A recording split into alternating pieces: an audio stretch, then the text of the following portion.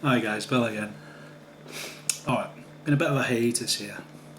The man cave, my wee studio here, it's actually my spare room.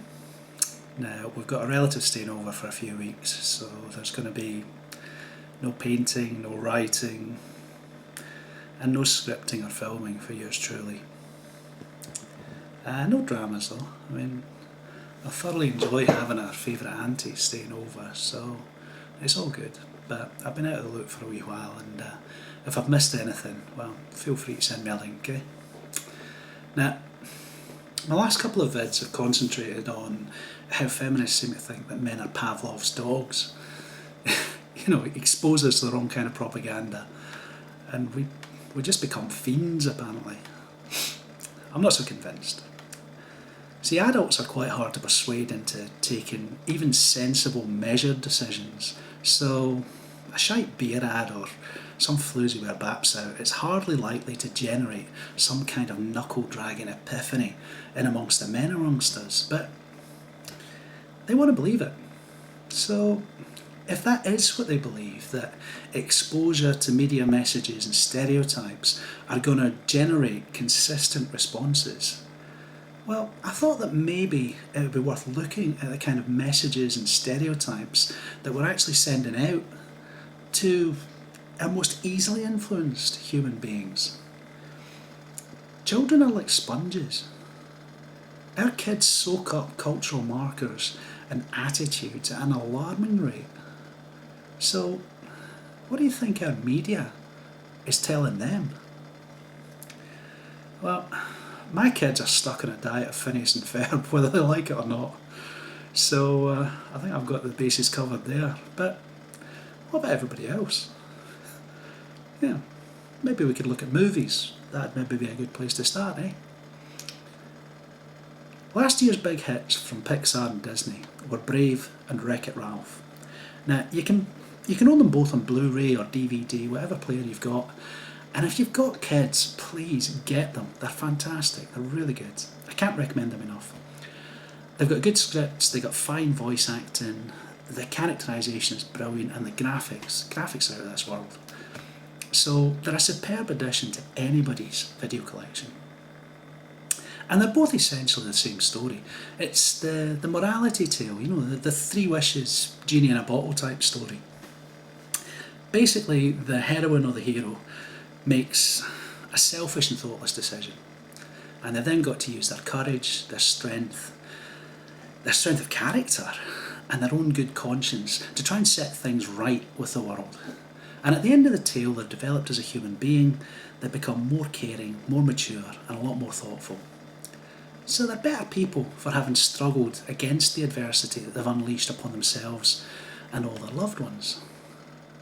But there's a twist.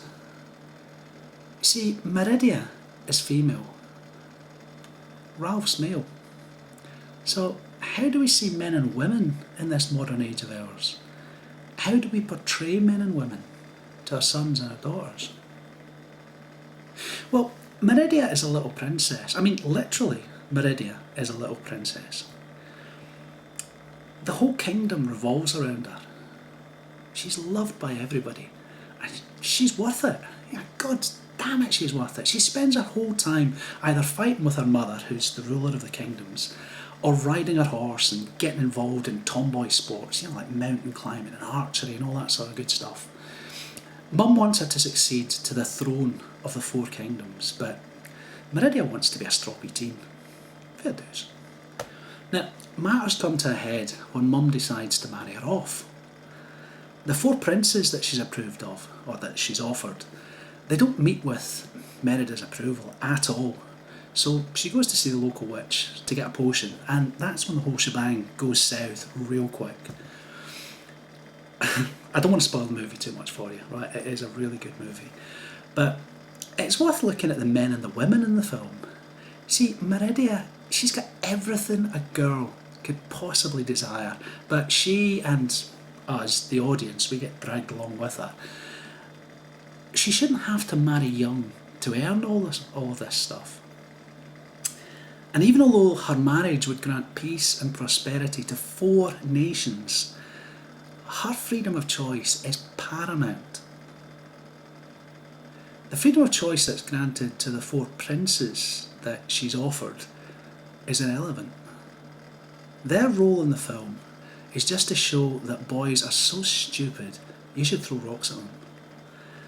They have to vie for the attentions of a female who clearly isn't interested in them and who they don't have any interest in at all. But fair dues to them. In spite of the humiliating situation they find themselves in, they all give it their best shot.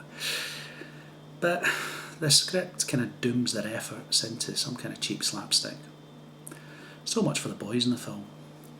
Now, in contrast to the strong performances that the female leads get to put in, the only real male performance of any note is Billy Connolly's.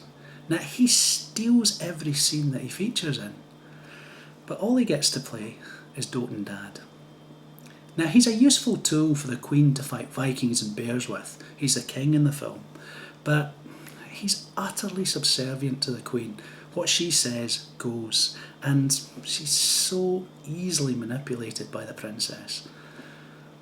So, you know, it'll be no surprise to know that Merida triumphs in the end. But unusually for this kind of tale, there's no consequences and there's no cost for her actions. You know, there's no change in the dynamic. Afterwards, everything gets set right to Merida's satisfaction. That's not the way it usually works with these things. She doesn't have to marry, her mother's forced to recognise her independence. All 4 princes are clearly under her control before they're allowed to go back to their own kingdoms. It's good news if you've got a daughter, but your sons might not be too chuffed once they realise that the biggest and best entertainment company on the planet sees them as drones. They're only useful if they can demonstrate some kind of utility to the princess or the heroine in their life. But you know, Wreck-It Ralph's a different picture. Ralph's male, you know, surely things just flip 100% around when you put a male into the lead role. No, not quite. You see, Ralph's the bad guy in an old style platform game. Inside this video game, he breaks up a tower block, which Fix-It Felix goes and repairs with a magic hammer. That's a video game. Then the block's inhabitants chuck our hero, Ralph, right off the top of the building. Every game. For 30 fucking years. He lives in a dump, literally lives in a dump. The poor galoot actually sleeps on bricks. Broken bricks at that. He goes and crashes the anniversary party that the other video games characters are having for the 30 years, and he finds out that everybody hates him. So he decides to win their approval. Now he's going to win their approval by taking a medal, just like Fix-It Felix gets for every game. Trouble is he can't fix things. So he heads off, he finds another video game, and he wins a medal there. Problem is, he does it when the games in the arcade have gone live. Now, without Ralph, there is no game. So he ruins the economy, the game economy, by withdrawing his labour. People hate him even more. Now, his adventure takes him into all sorts of other video games where he rescues a princess, Felix finds himself a girlfriend, and he ends up helping out a number of other video games characters whose games have been unplugged. They became obsolete. At the movie's end, Ralph has made the whole world, the whole video games world, a better place. He's helped out his fellow game characters, and he heads back to work. You know, that same shitty job where people who hate him dump him off the top of a tower block every single day. But hey, he gets the satisfaction of knowing that both female leads in this film have had their just rewards, and it's thanks to his efforts. So, well done, Ralph. Now, again, your daughter will probably quite like it when she realises that the powers that be subscribe to the knight in shining armour ideal. Now, your Arthur might not be wearing chainmail, but he will risk everything for you. including a life of humiliation and drudgery, as long as it allows you to be happy and comfortable. Kind of sucks for your sons though when they realise that even Disney recognise that the best a man can hope for in this day and age is fulfilment through his role in society. The message comes through loud and clear. Man the fuck up, flower. You've got a job to do. This isn't Walt Disney pissing all over masculinity. The two productions are offering us a useful and a current mirror on how our current society views gender roles. Women are important. Women's thoughts and feelings count. The needs must be addressed.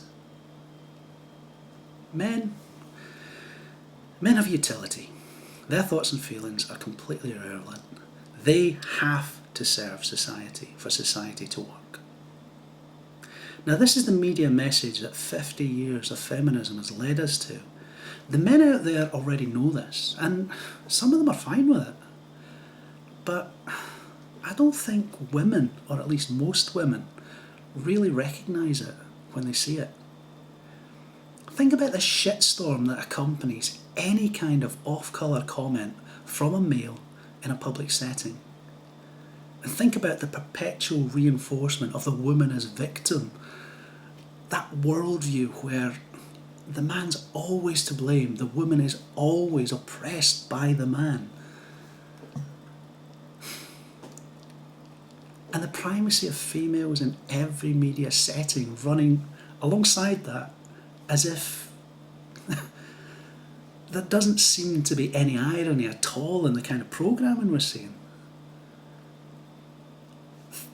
The worldview is so completely prevalent that any deviation from it is seen as absolutely abhorrent.